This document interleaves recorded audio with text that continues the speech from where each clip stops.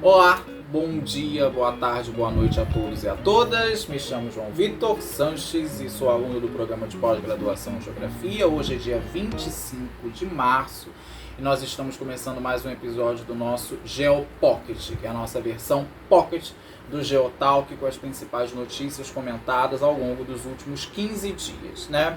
E para a gente poder começar a comentar as notícias, algumas notícias se tornam muito relevantes no cenário atual, sobretudo no dia de hoje, quando a guerra da Ucrânia e a Rússia completam exatos um mês de ocorrência, e inúmeros cenários começam a se desdobrar ao longo desse conflito, né? Somente em retrospecto, para ficar claro para os ouvintes de que um episódio específico tratando sobre a guerra da Ucrânia e da Rússia foi gravado há cerca de 2 semanas e já está disponível nas redes sociais da biblioteca, mas para tornar mais fluido o entendimento sobre esse assunto, eu vou comentar rapidamente os principais bases que sustentam o início dessa guerra, né? A guerra da Rússia com a Ucrânia é uma guerra de narrativas, então a depender do lado em que você vai analisar, existem diferentes justificativas para o início do conflito. No caso da Rússia, existe uma justificativa baseada na chamada desnazificação da Ucrânia, que é a narrativa oficial defendida pelo presidente Vladimir Putin, e também de uma ideia de que a Ucrânia, mesmo após um longo processo de independência e emancipação territorial e política, ainda faça parte da Rússia, né? E do outro lado nós temos uma Ucrânia que tenta uma aproximação com o Ocidente desde 2014, né? Um episódio que inclusive culminou com uma guerra em menor escala, que foi a Guerra da Crimeia, que teve como consequência a anexação da Península da Crimeia pela Rússia, e uma tentativa da Ucrânia de fazer parte da OTAN, que é a Organização do Tratado do Atlântico Norte, que é um grupo político e militar que existe desde a época da Guerra Fria, com o objetivo de se tornar um membro aliado e ao mesmo tempo protegido pelas potências ocidentais. Então essas duas narrativas justificam a ocorrência do conflito, que no dia de hoje completa um mês, com cenas que são realmente dantescas, né, de ataques contra civis, cidades inteiras completamente devastadas, uma onda migratória muito significativa para os países vizinhos à Ucrânia, né, sobretudo a Polônia, e casos também de racismo muito significativos de diversos imigrantes, né, sobretudo africanos, proibidos de entrarem nos países vizinhos em razão de sua filiação étnico e racial. Então, quando a guerra completa um mês, nós conseguimos perceber alguns cenários que se desenham. O primeiro deles é o total isolamento econômico da Rússia. A Rússia ela se encontra no momento como uma espécie de uma pária internacional em relação à economia, né? Ela foi excluída do sistema SWIFT, né, que é um sistema de trocas bancárias internacionais que reúne os principais estados mundiais. E ela sofreu uma série de embargos econômicos, né, não apenas em relação ao Estado russo, mas também a inúmeros oligarcas, né, que são bilionários russos, que foram diretamente atingidos. E esse grupo de bilionários russos está diretamente ligado ao presidente Vladimir Putin. Então seria uma tentativa de asfixiar os amigos do rei, para que o rei possa ser, de uma certa forma ou de outra, atingido e a guerra ter o fim, né?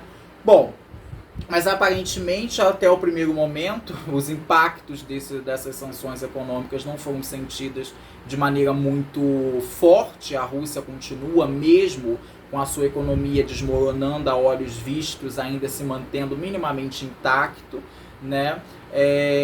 E isso porque a Rússia está recorrendo a parcerias comerciais regionais. Então nós vemos uma aproximação maior da Rússia com a China, por exemplo. Nós vemos uma diversificação das relações comerciais russas com outros países fora do eixo natural das relações comerciais. Mas o que a gente percebe também é uma questão muito interessante, e as notícias ao longo dessa semana vêm apontando que as sanções econômicas elas são meio que um tiro no pé para a União Europeia, né? Porque, inclusive, eu recomendo a leitura de um gráfico produzido pelo Nexo Jornal, que é um jornal independente, né, baseado em dados, em mapas, em gráficos, ou seja, extremamente didático para a gente poder entender essas questões de geopolítica envolvendo a guerra.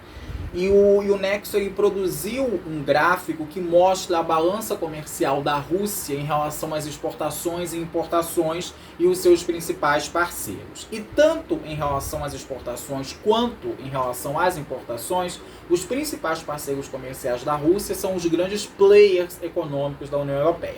A Alemanha, a França, a Espanha e etc. E o principal produto que a Rússia exporta, nesse caso, para a União Europeia e, sobretudo, para a Alemanha, que é a maior economia da União Europeia, é o gás natural.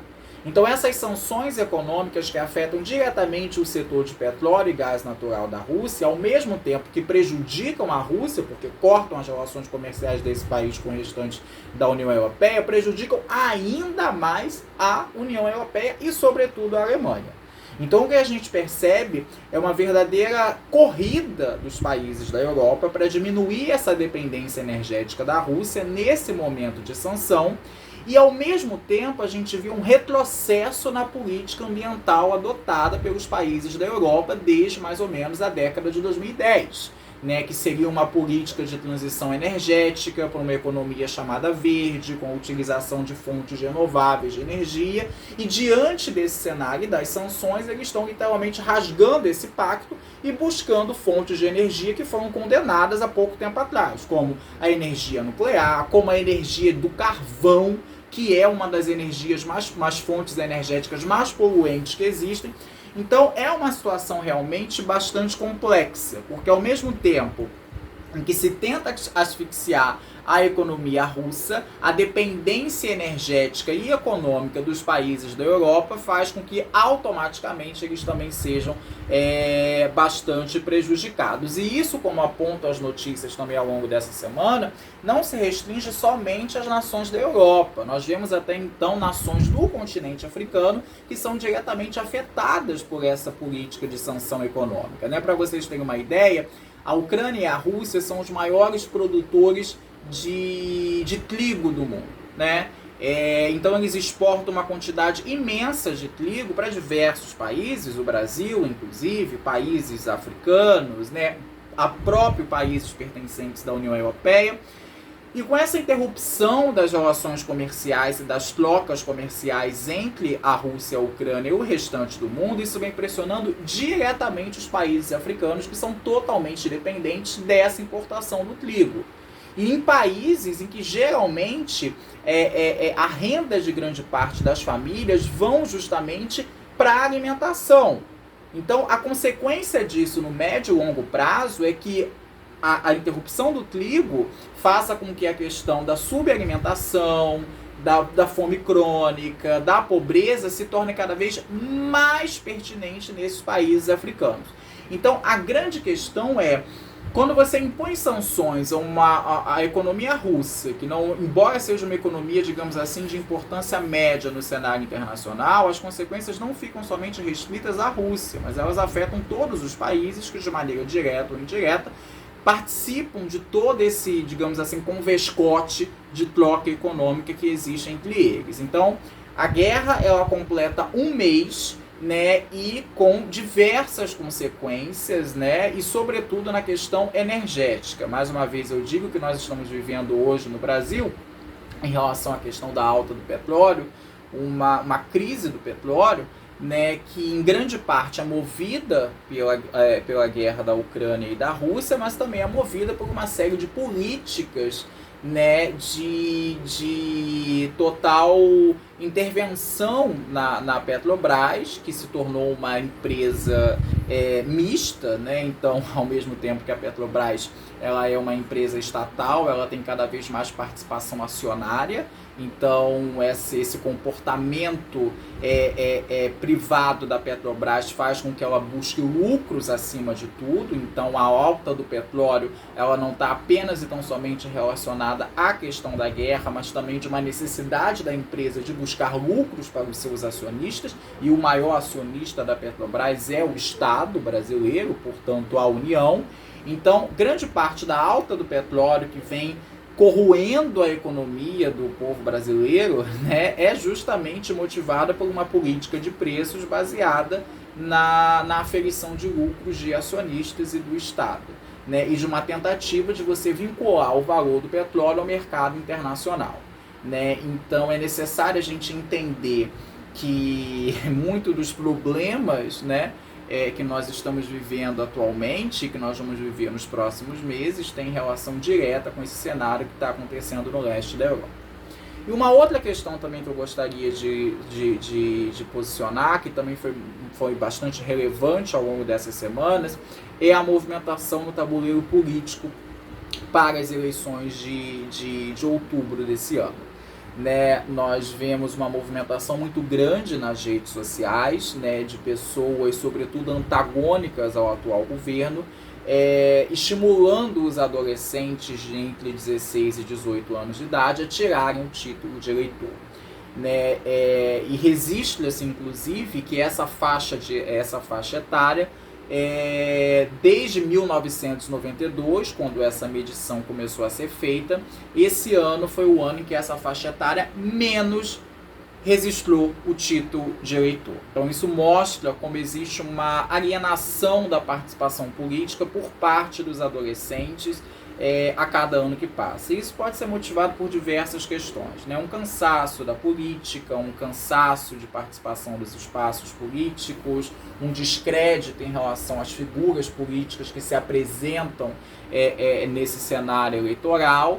E se vê uma movimentação muito grande, né, de artistas, da opinião pública, de influencers digitais, para que esses adolescentes possam tirar o título e participar do processo eleitoral desse ano. O que é válido, o que é necessário, o que é fundamental e o que é importante. Mas, acima de tudo, eu acho pertinente demais complementar que a política ela não se resume apenas e tão somente à questão institucional e partidária.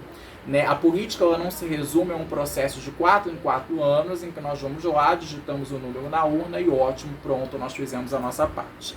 Então, além de estimular esses jovens, né, a tirarem o título de eleitor e a participarem do processo eleitoral, evitando essa alienação eleitoral que durante muitos anos vem sendo a regra, né, brancos, nulos, indecisos, vem dominando o cenário eleitoral, é estimular que esses jovens também participem de outras possibilidades de se fazer política, né? Seja em grêmios estudantis, seja em movimentos de base, seja constituindo o senso crítico para que eles possam entender de fato o processo eleitoral, para que não seja apenas e tão somente um ir votar no domingo de outubro, mas que eles possam entender em quem eles estão votando, qual é o papel de cada gestor político, governador, deputado federal, deputado estadual, em relação à sua participação social. Então, não é reduzir apenas e tão somente em tirar um documento e achar que isso é o auge da participação e da inclusão política e social, mas é fazer com que esses jovens aprendam que política se faz de inúmeras formas e que a via partidária, institucional e eleitoral é apenas uma das formas que existe. E para finalizar, eu acho que também é fundamental a gente comentar a retirada das máscaras, né? De maneira geral, nós estamos inclusive gravando esse episódio sem a utilização de máscaras em espaços fechados, depois de meses e meses e meses gravando em modelo EAD e gravando com máscara nos espaços fechados. E é uma tendência que vem sendo adotada pelas principais cidades brasileiras, né? Brasília, São Paulo, Rio de Janeiro, enfim, todas elas de maneira geral, ou liberaram o uso de máscaras em espaços públicos, ou liberaram também o uso de máscaras em espaços privados. Né? E isso veio acompanhado de muita crítica por parte da comunidade científica, que acha ainda muito temerário essa liberação das máscaras, né? Mesmo com uma cobertura vacinal relativamente alta, sobretudo nos grandes centros. É importante destacar que existe ainda uma desigualdade muito grande da cobertura vacinal. Se você pega alguns estados da região norte, alguns estados da região nordeste, o número de pessoas que tomaram as 2 doses da vacina se encontra muito aquém do comparado com o Rio de Janeiro, com São Paulo e com a região sul do Brasil, né? Então eles acham muito temerário esse tipo de atitude, encaram isso mais como uma atitude política do que propriamente científica, né? A julgar que esse é um ano eleitoral, então o fato de um gestor público chegar e falar tirem as máscaras tem um peso simbólico muito grande, né? De fim da pandemia, etc.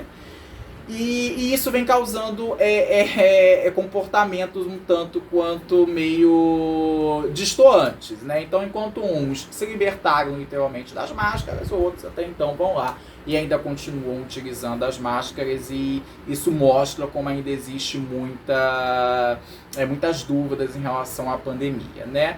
Decretar o fim de uma pandemia não significa não depende especificamente de um órgão ou de uma instituição, mas é de uma certa forma de um acordo coletivo, né? Quando a sociedade de fato começa a perceber, né, que o processo de acostumar com essa questão pandêmica acontece, a pandemia aos poucos vai decretando seu fim. Então é isso, né? Queria agradecer a vocês pela paciência, pela companhia, e até a próxima semana com mais um episódio do Geotalk e do Geopod. Obrigado.